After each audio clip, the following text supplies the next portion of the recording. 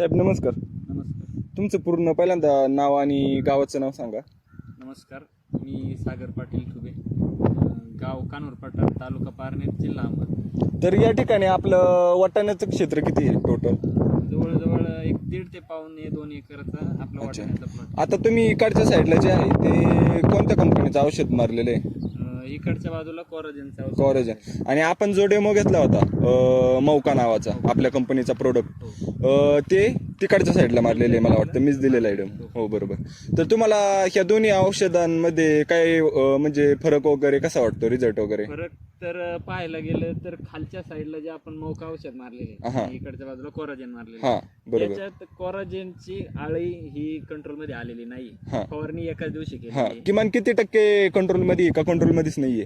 थोडक्यात एक 5-10% कंट्रोल मध्ये आहे. हा हा थोडीफार. हा. आणि खालच्या बाजूला जे आपण मौका औषध हा, मारले, हा, फवारणी बरोबर. केली, त्याच्यावरची 95% आपली आळी कंट्रोल मध्ये साहेब, आहे. आपण ते आपण ज्या ठिकाणी मौका हे औषध मारलेले ते किती दिवस झालेले आहे मारून? आज 3रा दिवस आहे. आज 3रा दिवस आहे. आणि याला ह्याला पण 3रा दिवस. 3रा एकाच दिवस दिवशी आहे. फवारणी एका दिवशी केली. फवारणी केलेली आहे. बरोबर.